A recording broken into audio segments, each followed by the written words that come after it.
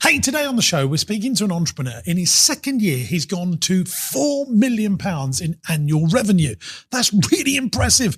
Hey, do you know the thing is, he's worried about team members now. He wants some really good managers around him, people to help him run the business. Now, my little dose of medicine for this little conundrum is to just buy another business that's got really a ready-made team. I just think that's the smartest thing that I've learned in business. Why go and work it all out yourself when someone else has put 10, 20, 30 years into building a great business? Will you listen to me? Let's find out.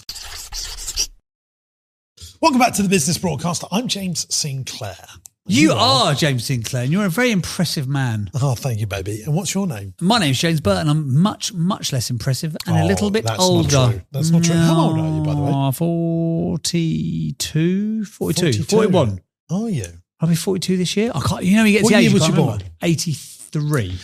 Yeah. Yes, I'll be 42 this year. Yeah. I might, by the time this comes out, my birthday's the 1st of September, if anyone wants to send me a card. If not, sod ya. So you'll be 43? Probably will be 42. No, I'll be 42, won't I? I can't remember. Yeah, 42 I'll be this year. No, because I'm 85, so 40. So you must already be 42. No, I'm 41 now. Fine. Am I? Yeah, 42. I'll be 42 in September. That's how old I am. I still feel like a man-child. Do you know, I feel... You look no greys. No greys. So I get grey in my beard now. Yeah. I've got Here we go. We haven't had a rubbish joke in a while. What's been going on with you? Come on. Well, a lot of people have been saying, oh, you've got a salt and pepper beard. Yeah. And I said, oh, that's a really nice condiment. Do your first grey pube joke as well while we're here. We've done that too many times. Come on. Just to give the people what they want. No.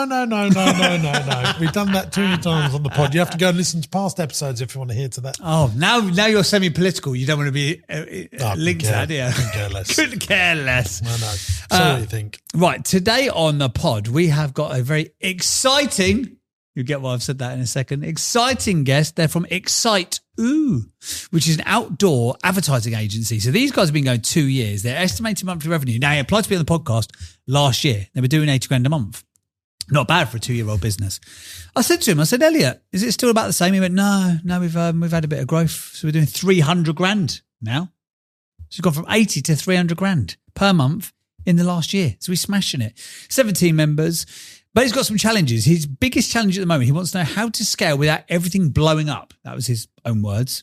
Dramatic, but I liked it. Second biggest challenge, deciding who to hire, finding great people, the difference between it's only good on the CV and then being able to actually do the thing.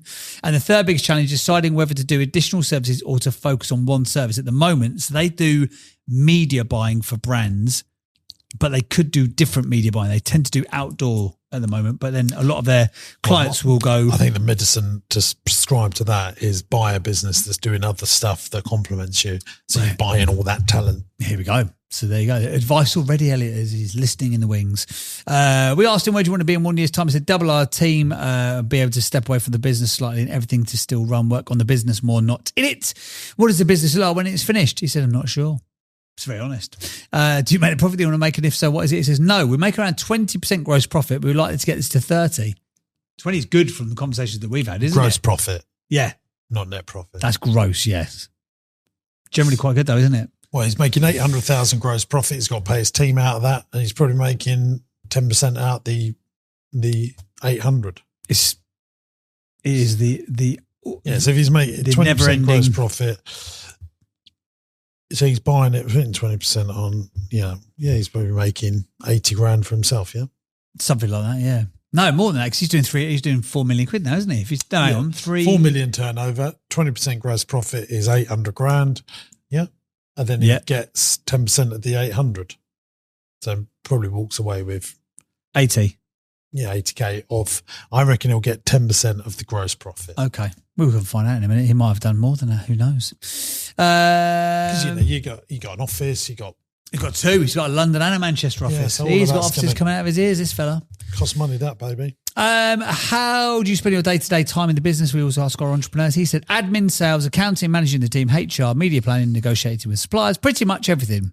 That is pretty much everything, isn't it? And then he's got 5 questions, or a bunch of questions he'd like to ask you, including one about balancing health and well-being as an entrepreneur. Why don't people ask me that? I'm the world's worst. Yeah. I'm just like, work. I love work. Work. Yeah. You do love it, don't you? Yeah, absolutely. Are you a happy individual? Oh, I don't know about that. Happiness is just a bit boring. Oh, yeah, that was a great quote from a couple of weeks ago. Hey, talking of great quotes, I like what you've done there. You've linked it seamlessly. It's time for this. Interesting quote of fact. Interesting quote of fact. It's time for the interesting quote of fact of the week. Here we go, gang. I'm going fact. Oh, go on then. Fact me up, Buttercup. And I've got an advertising fact. Go on.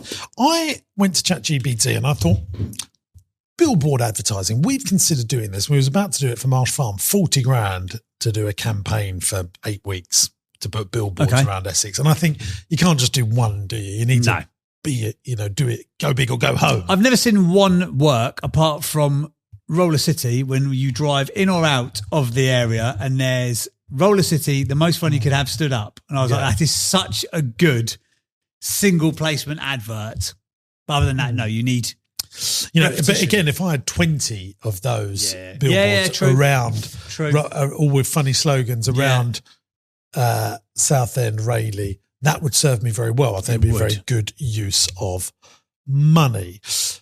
However, you can't directly correlate and track billboards other than we know as individuals, if we see it enough, it definitely works, yeah?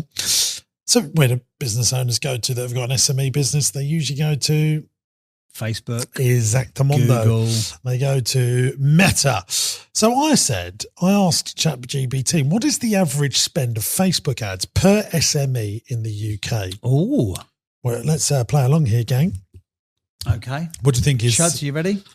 Can someone else go first and I'll gauge my... Okay, that's fine. That is absolutely fine. Go on then, Jimbo. You can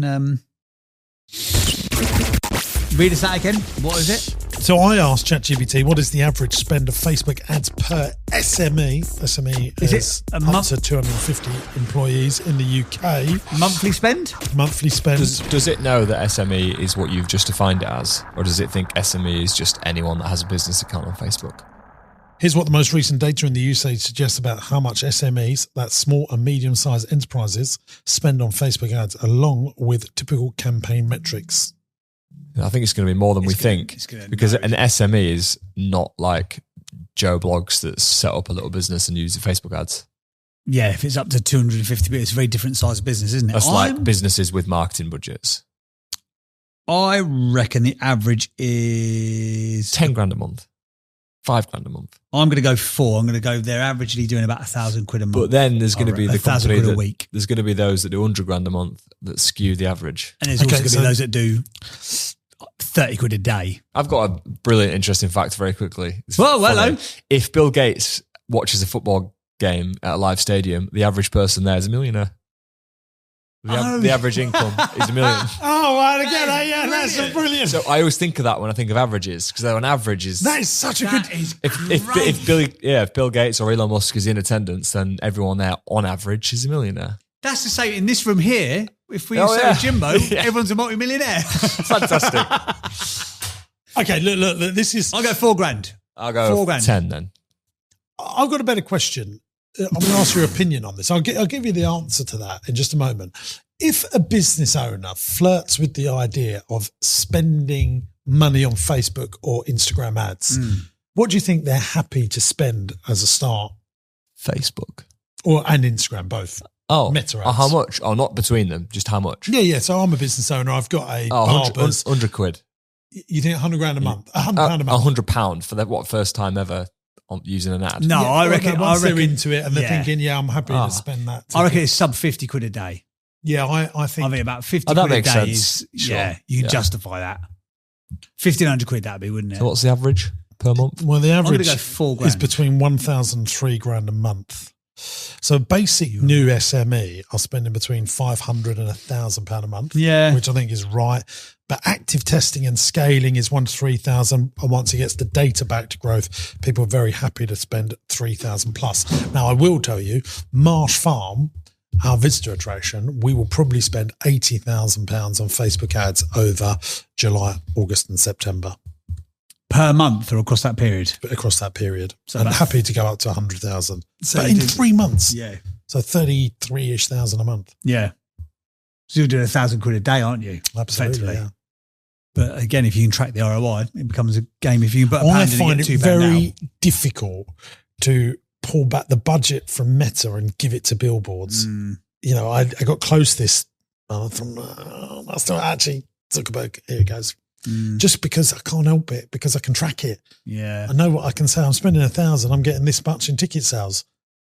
Do you have? But part of me thinks now, because everyone's doing that. Yeah, I'd be better doing some old school billboards stuff that people would have done in the 70s and necessarily 80s. go as quickly though, does it? And like I say, it's not as trackable. That is the double pronged I challenge. feel like if of I'd it. spent 40 grand for 3 months on billboards and smothered Essex, I think I would have got more attention, but I wouldn't be able to track it because not many people. Just a bit Facebook added and Instagram added out myself in my own behaviour.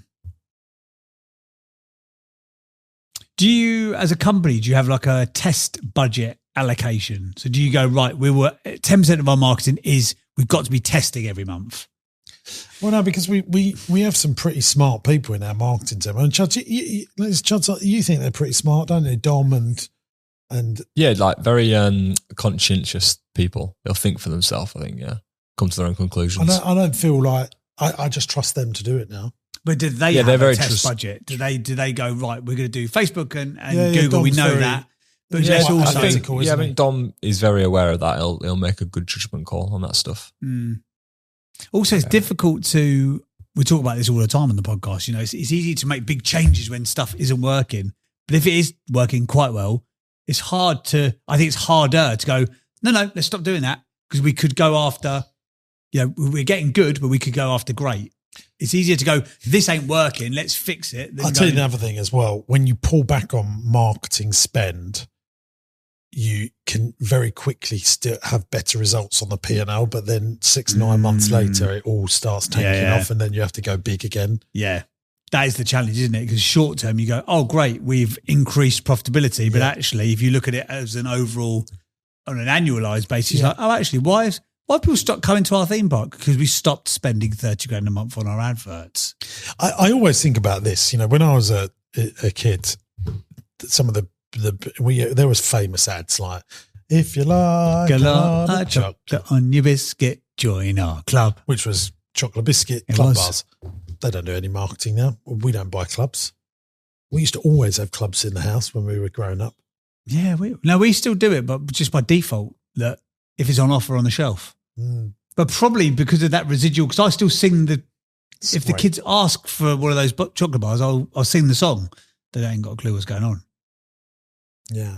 There's a difference as well, though, isn't there, within different types of companies? Like, for example, like you need direct call to action marketing. You need return on investment. You need to drive a click, drive an outcome. Whereas companies, when they get to a certain size, like Club, for example, they probably don't need to do call to action marketing to get me to go into the supermarket. They need to do brand marketing. Same like Coca-Cola. Coca-Cola are not going, hey, by the way, you can buy a Coca-Cola. Like, we know that. They just have to keep in our zeitgeist of like people knowing that they're there. And that's why I think if you're doing billboards on scale, I think you can do that as part of and I still think I was listening to, remember the guy that started, is it Funky Pigeon? That was a dragon. Nick Thingamajigger, yeah. I listened to him on a podcast and he sort of, you know, it was all sort of going a bit wrong and it was just going a bit right. Some months is the ups and downs of an entrepreneur. And then he just decided to risk it all and do a TV ad. That's right. Just funkypigeon.com. Then there's a bunch of he was Moonpig. He was Moonpig, yeah. wasn't he? So he then done that TV ad. That's right. And it just exploded a bit. And then I think he just went, how much can we spend on TV? Yeah. And I'd done the Amaze interview with Chuds.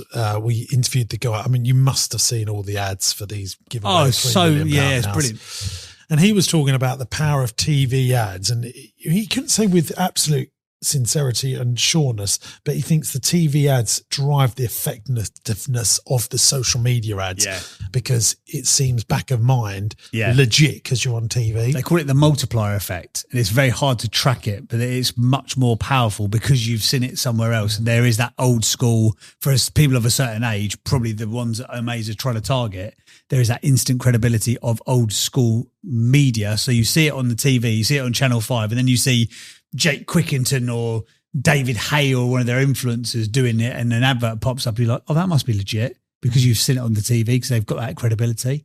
I find that, Chuds, do you think that when I'm going on other people's podcasts, be associated with even this mayor thing that I've done, all of that, I keep saying James Sinclair in traditional media model, we've said that, haven't we? Yeah, without a doubt. It's a lot of it's untraceable. But even when people say, oh yeah, I've seen your podcast, and they go, oh, which episode did you watch? I go, I just saw a clip on Instagram. Yeah. It's like, so you haven't seen the podcast. No. You've seen But 25 they think they seconds. have. That's what's interesting. So it's like in their mind, they're like, oh yeah, I know of him. It's Yeah. like, do you? Or you just think, you just keep seeing this message repeat itself. Sometimes that has enough of an impact subconsciously for people to go, oh yeah, I know what he's about. Also, weirdly, that credibility, you can leverage credibility, like the Lad Bible thing that you did. People might not have seen it, but they go, oh, Lad Bible, I know. That's one of the biggest sort of accounts on the planet for driving traffic. Oh, he must be legit. Oh, he's doing stuff you get all that all the time. Doing though, stuff when with QuickBooks and doing stuff with different exactly companies. that. We might do some really cool stuff. I don't know. Owning Marsh Farm is the biggest deal you'll do this week. But someone might go, oh yeah, I saw you on QuickBooks' Instagram account. You're like, really? That's the thing you're going to talk a farm park of a council for 10 million quid. Did you care about QuickBooks? Yeah, but it's because the recognition or the credibility. It's weird, that, isn't it? Yeah. I mean, the amount of people that knew about that mayor thing, I had people talk to me about it that knew that I worked with you. And like, oh, I see he's doing this thing about this thing. And I'm like, yeah, that's not even his main focus this week. But obviously that's the thing that they're talking about. It's a weird thing about it, isn't it? That it can just... Yeah. I'll tell you who's a master of it. Nigel Farage. Yeah. He's a master marketeer in general. Of making sure he's in the media. I mean, he just... We said this last time, not a political podcast, but if you look at what happened around the day of polling in the last general election, okay, he didn't get the result. Well, he didn't do badly, did he, to be fair? No one... you got the general like, oh, such and such go to their local thing and stick in the bit of paper in the village hall. He had 1,000 people turn up at Southend Seafront.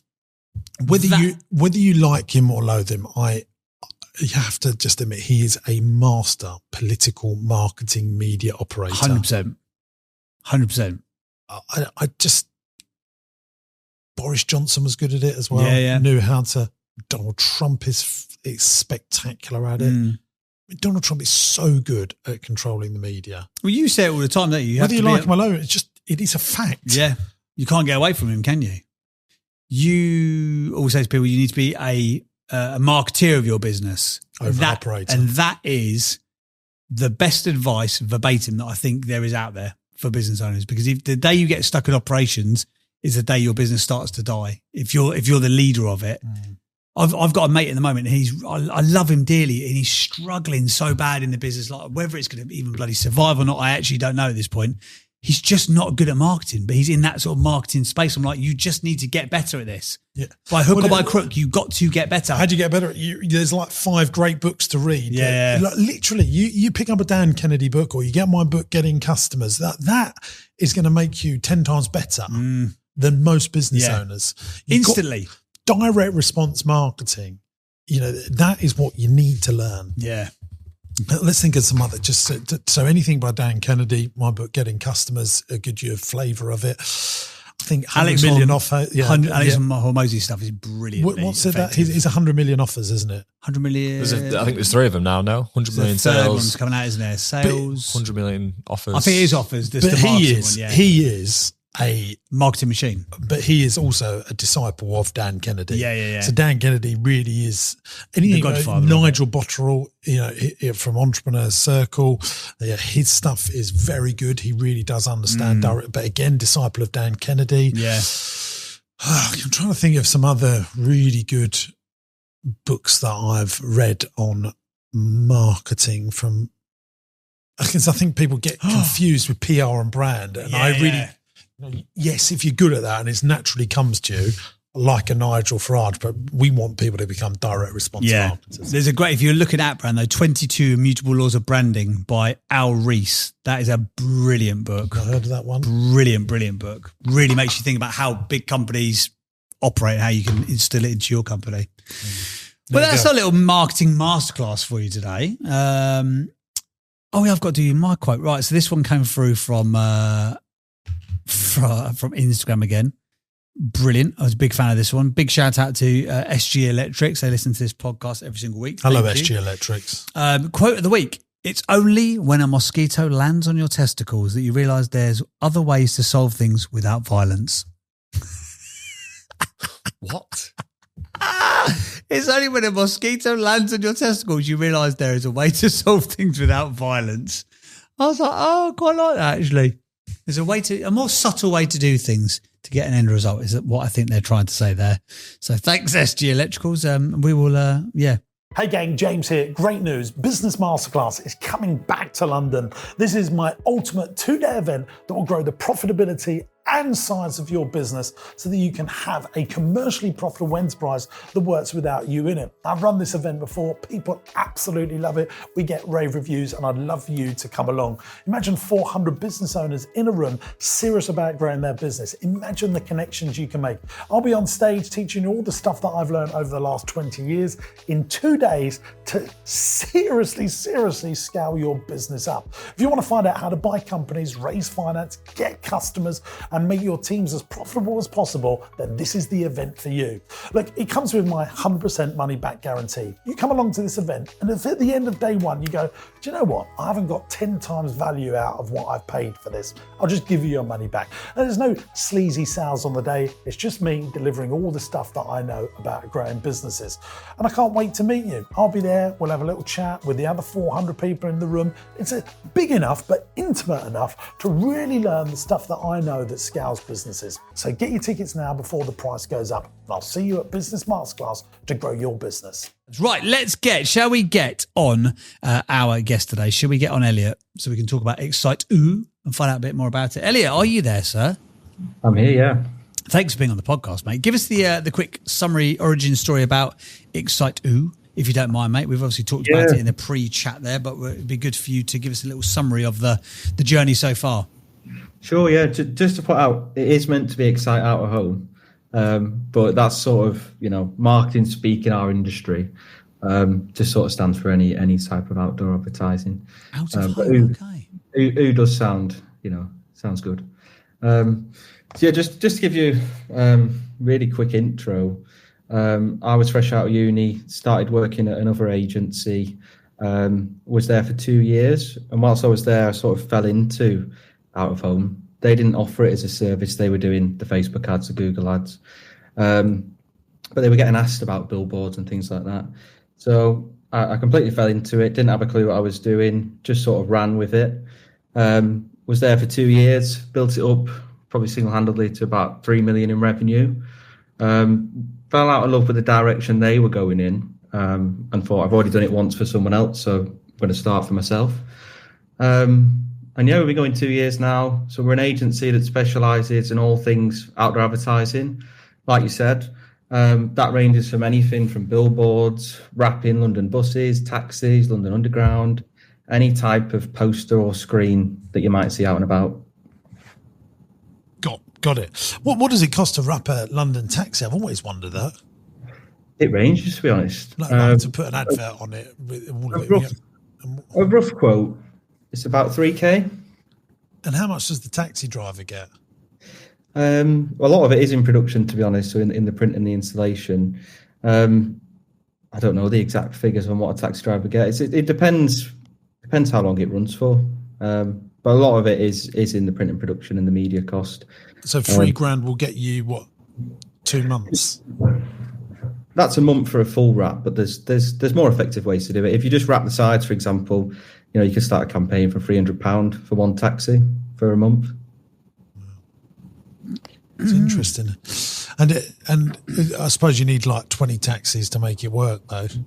It depends, to be honest. We've run campaigns with 5 taxis, and we've gone to London and you see them in central London.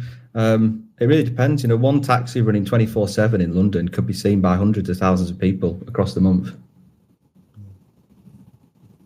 Yeah, very interesting. Right, let's get into your challenges then, Elliot, because that might tell us a bit more about sort of the intricacies of the business. So your biggest challenge, you said, so you're doing about $300,000 a month in revenue now, 7 staff. Biggest challenge being how to scale without everything blowing up. Those were your words, not mine. So that's quite interesting. Tell us about that. What's the real nuts and bolts of that challenge in your mind's eye, mate? Yeah, so to give some more context, our first year we did 250k in revenue. It's about 50k net profit. Second year we did almost 4 million, gross profit about 1.2. So it was quite a jump up, to be honest. And we want to scale that further to about 10 million in the next year. But to do that, we need the right team in place. I need to get off the day-to-day, all the operations and things that I do, so I can actually work on the business and building it and growing it. So that's the main problem is finding really good people. That's the main thing, because we know we need these people. We know what kind of people we need. It's just finding them and sort of vetting them that's the real challenge. And what sort of people do you need when you're doing the recruitment bit? What is it you're actually looking for? Are you looking for like account buyers or people who deal with other agencies, or who? Yeah, more leadership than anything. So our team's quite junior at the minute. So we just need some, heavy hitters, people who can just run with it, can bring a lot of wealth of knowledge into the business.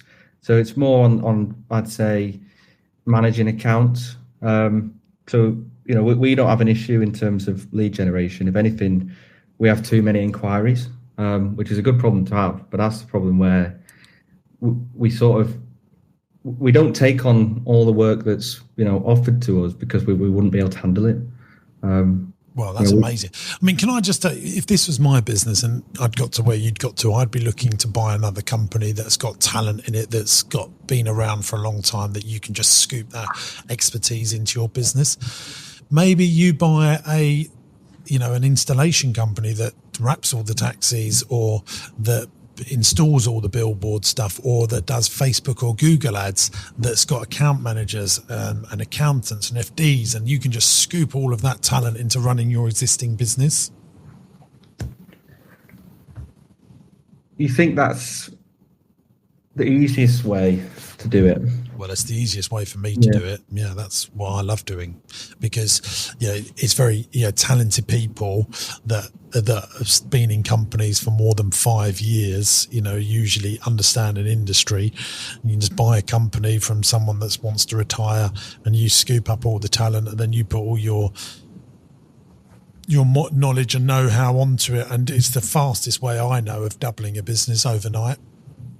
Yeah, you buy another £5 million company revenue with an FD, managers, accounts managers, and you're a £4 or £5 million company, and overnight you're a £10 million business. Yeah, I think that goes on to one of the other challenges that we wanted to sort of ask around is what's too niche. So our main service is all things outdoor advertising, and I absolutely love it, to be honest, in terms of an advertising channel. And I think we're trying to build our name in that space, but our clients buy other services from other people. So they'll buy design, creative, they'll buy, like you said, other forms of advertising, even on a location-based sort of approach. They might buy digital audio campaigns or connected TV campaigns that are location-based.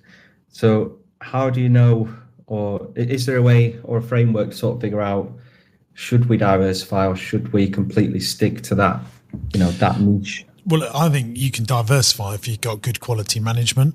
It's all about how good are the management that are going to run the day-to-day, and that's why sometimes, it's, if you look at what I've been doing over the last 10 years, I've buying companies that are already doing it, that are over 10 years old, that, help the existing business that you've already got, and I just find that a winner-winner chicken dinner thing. Mm-hmm.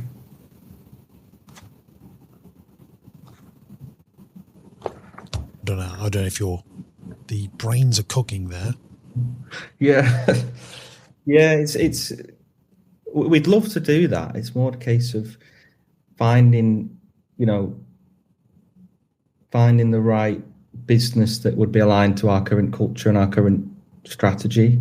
If that makes sense. Start looking. I mean, is there 10 companies that that don't do what you do or do what you do, that you admire, and go and meet them? And there will definitely be marketing companies for sale if you spend some time looking for them. I've just found them on business-sale.com. There's loads. There's 53 loads. there.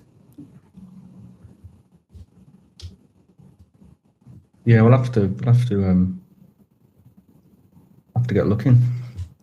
What's good about that is when if you want to choose where there's, they've been going over 10 years, they've got 10 staff, they've got contracts, it's predictable cash flow, and they can definitely add something to what you haven't got, rather than you go and recruiting loads of people and, you instantly have a team that has capacity and knowledge of the space that are already in place, and you get to have an honest opinion about them from a business owner that's selling, and it's very easy to finance a profitable business as well.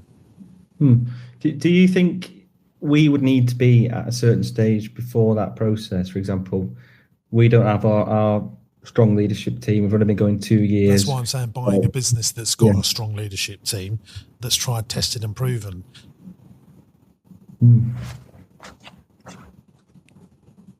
The bigger the business is, the more they can probably support you. Yeah. It just saves you making any errors, because they're already doing it. They're already tried, tested and proven. And you clearly already know how to grow, because you've done 4 million quid in year 2. So it's not a question of, if they've got the expertise, but you know how to go and get clients, you'll say you've got too many leads, you've got too many inquiries. That's most people's that we speak to on this podcast. That's their dream scenario. Most people haven't got enough leads. They haven't got enough money coming in, but you're turning work down. So if you can go and bolt in expertise and a few grey hairs off more established businesses, and you can bring to the party what you guys do. How do you get your leads, by the way, out of interest? Where do they come from? We do pretty much everything in sort of the B2B sense. So lots of leads from SEO, some from PPC, referrals, outbound, networking events, literally every probably B2B channel you could think of. But like I said, we sort of scaled it back recently, just because we need to get that structure in, or the right team that then can service that and take it to the next level. I'm very conscious of not taking too much and then under servicing clients and not giving them the right service. That's the main thing. I'd just love to get, the right team, and then, don't know what the saying would be. Just sort of accelerate, put your foot down and just go for it. What would be, so Jim, what would be the businesses that you were looking at buying? So it would be advertising, just not doing the outdoor stuff? Yeah, I mean, you don't obviously need more outdoor stuff, but I would find complementing businesses that are established, that are at least the same size as you, if not bigger, that can give you a ready-made FD, a ready-made CEO, so that you can go out there and be the chief income generator. What's the main things that you would look for then? If we're, 4 million in revenue. Well, it's your level of comfort, but I'd be looking to buy a £10 million business that has, more establishment than you, that's been around for 20 years. That probably shares the same clients as you, et cetera, et cetera. If you look at the last 2 businesses I bought, one was Cafe Daddy, £10 million business, one was Camboamont, £10 million business. I just find it a lot less risky buying £10 million plus businesses, because they have establishment and team around them.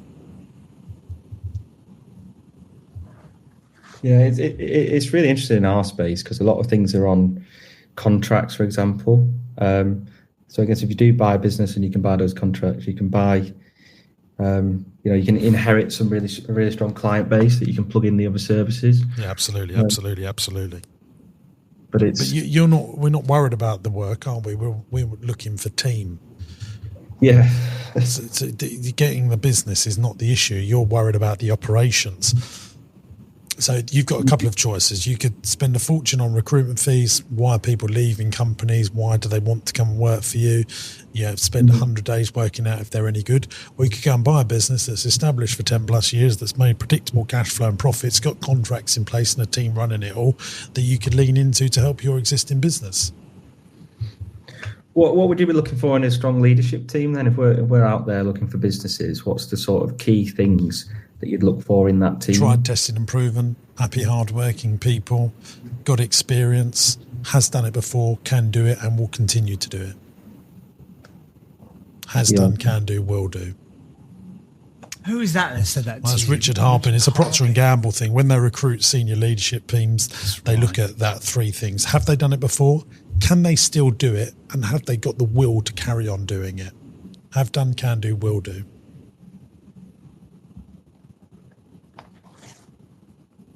So case in point, like you might get a pilot that's 75. Can they fly the plane? Well, they have done it before. Can they still do it? Oh, they might get sleepy. Have they got the will to still do it at 75? So has done, can do, will do.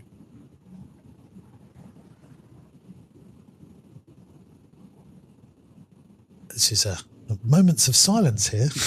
Yeah, you've got me really thinking, ticking over there, what you said. And you want opposing sets of skills to you. That's really crucial. You don't want to recruit another Elliot. You want to recruit the opposing sets of skills to you. You need a inspirator, administrator, and a clearer upperer. You need the E plus M equals S. Who's the entrepreneur, the leader going out there doing the impossible? Who's looking after the possible? And who's the person cleaning up the invoicing, making sure all the systems are working? Who's the engineer? So let's say there's a company, doing 10 million in revenue, doing a strong profit. What do you think the main drivers for that type of person will be to actually sell the business? Usually people when they want to retire. And they're the best ones. Because you're not a venture capitalist, you don't want to pay over multiples, but you want someone that wants their time back. Yeah. And they're a motivated seller. Yeah, I think on some of your content that I've seen before, you say how, sometimes you might spend years keeping an eye on a business and trying to, introduce yourself, and if this does come up for sale. So with that in mind, would you suggest anything to balance the weight of finding the right company, which might take some time, but then also the fact that we have all this work and we've got this team? Is there anything that we could do in the middle ground? What do you mean? Sorry, like what? Recruit a team yourself?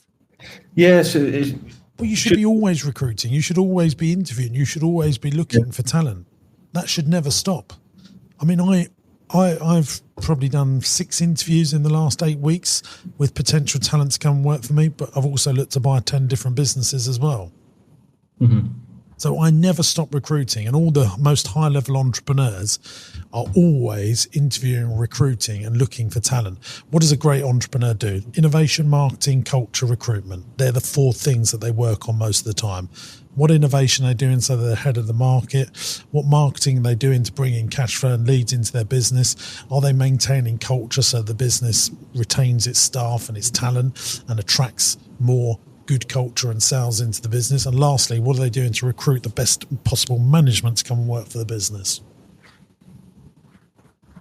So the answer is you do both. Yeah.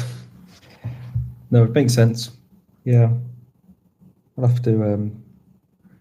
Yeah, sounds good. Good stuff. You had a couple of questions you said about which roles to hire for first. I think that was the one that we already touched on. Then in the pre-chat chat, you said you got one more, which is balancing health, well-being and running a business, etc.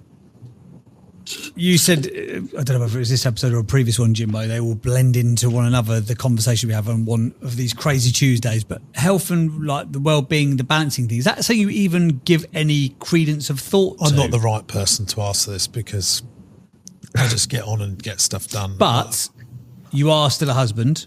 You are still a father. Yeah. Is that I like going home, I don't have work-life balance. I'd much rather work 7 days a week, 7 nights a week, but I like seeing my children as well.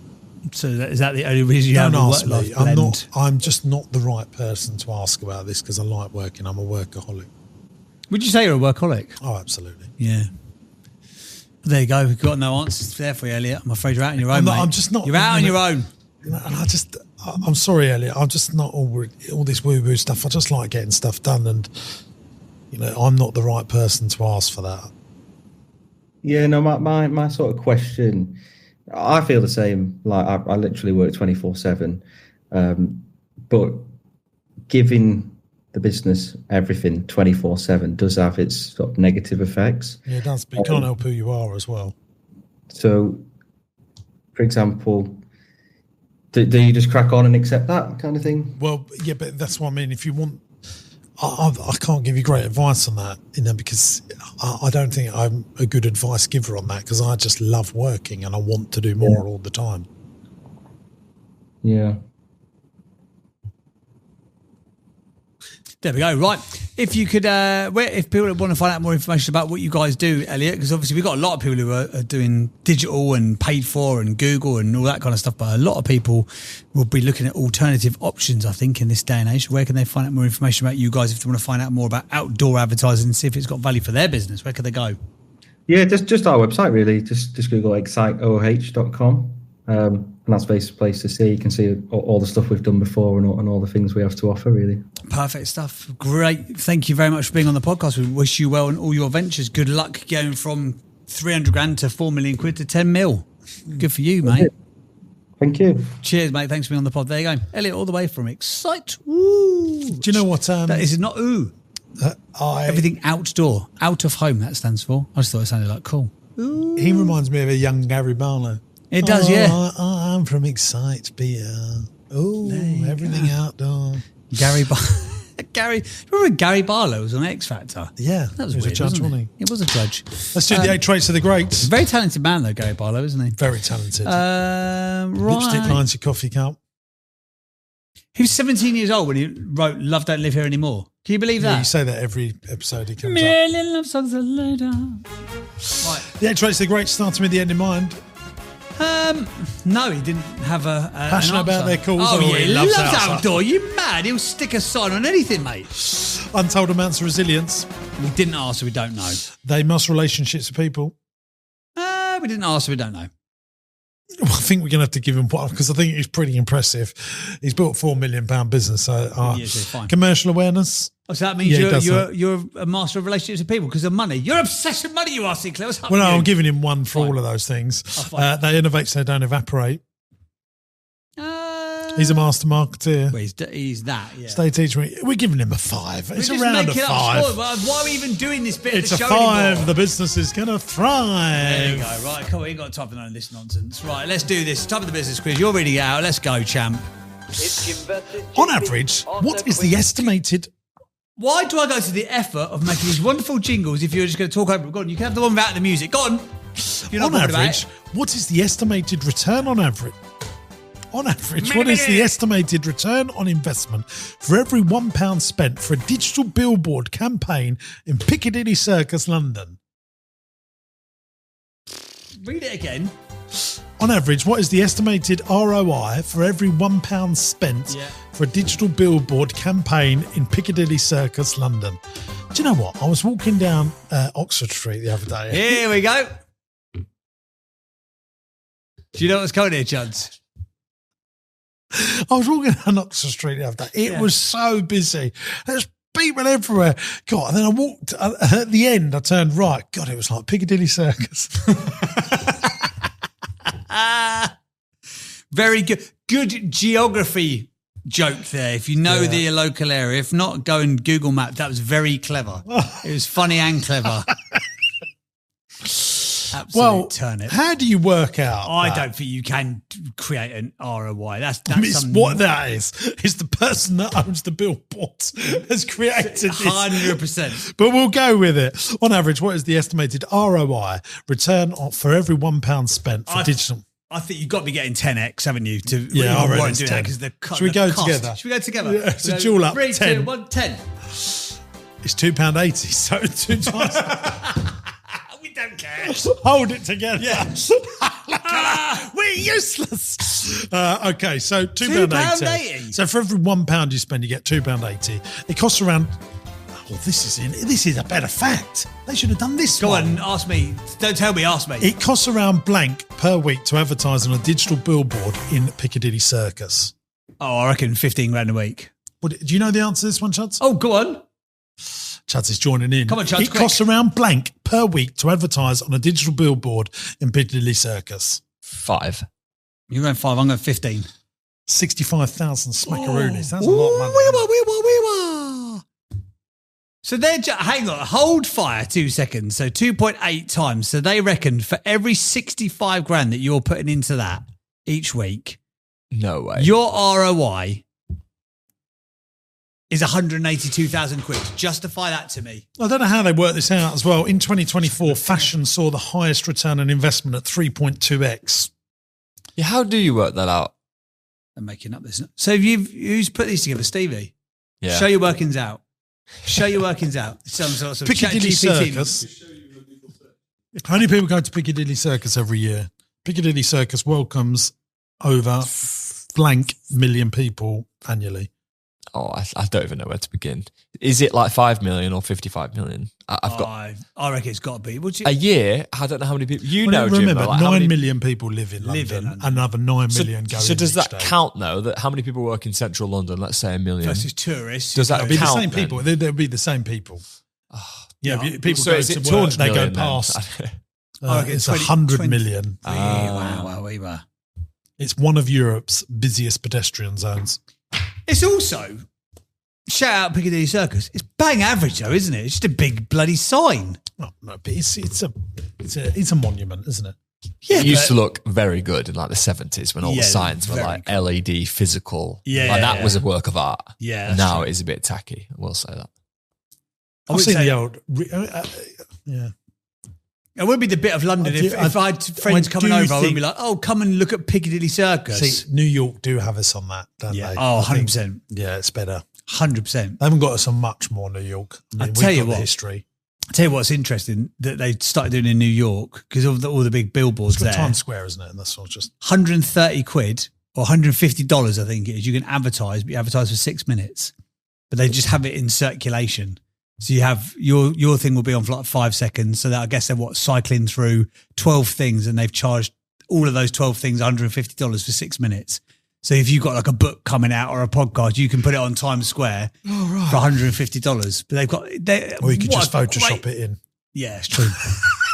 Oh yeah. Why did I not think of that? I've been trying to get that Leicester Square billboard. I'm going to Photoshop it. Clever. I like it. I like it, James Sinclair. I think you are as sneaky as you are smart. And that's very sneaky. Got anything you'd like to say to the listeners, Yeah, watchers, listen, guys. viewers? I would love you to leave us a little review. If you're listening on Spotify, you're on the Apple. On the Apple. Are you on the Apple? If you are watching us on YouTube, give us a little review on the comments and let us know what you think of this here podcast. Got a lot of people listening, haven't we? Yeah, hundreds of thousands of people That's listen quite to cool, this isn't it? every 10 years.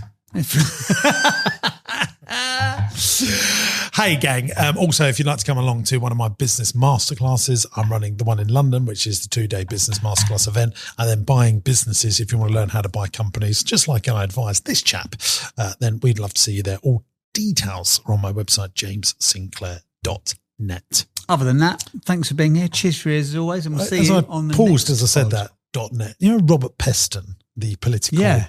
he pauses so much the way he talks. Hello. It's very powerful though. Rachel Reeves. There's a magic in the silence. If you listen to Chris Williamson, that's .com. There's power in the pause. There's magic. Robert Peston does it more than anyone Yeah, else he I does. know. It's a very interesting how he taught. His intonation He's is fascinating. He's got a really good podcast. The Rest Is Money. I do like that. Very good. He's good. Let's shout out I other love podcasts. them on there, but when you get these traditional media people that are obviously hamstrung in when they work for the BBC, when they work for ITV, and then when they do a podcast, you think you are so much better, 100%. free of the shackles of the establishment. It's true, very, very true. I was thinking when I watch politicians go on, the rest is leadership or the rest is politics or political currency, much better. Yeah, because they get time to be themselves, don't they? And can I just say, I think Donald Trump won the presidency because of podcasts. 100%. He did because of Joe Rogan. And others. He done loads. Theo Vaughan, He didn't mess around. He didn't mess around. The bloke was on podcasts. No, we don't do politics on this. We've talked about it for about half the But podcast we do today. talk about marketing. Yeah, we do. Listen, we do talk about Politics. Just say it. What politics do to get votes is very similar to what business owners should do to get customers. You're very knowledgeable on political stuff, aren't you, these days? You could just run this country, Jimbo. That's not going to happen. Thanks very much for listening, gang. Ta-da! Cheers for your ears. Goodbye. Thanks for watching today, gang. I hope you enjoyed the show. Now, look, we're looking for some great businesses to come on the podcast. If you've got challenges, but you're desperate to grow your business and you can't necessarily work out how to do it on your own, you'll be a perfect candidate to come here on the podcast. It's absolutely free to come on the show. Go to my website, jamessinclair.net, and there's a podcast button. Click on the podcast button, fill in the application form, and we'll do our very best to get you on the show and try and grow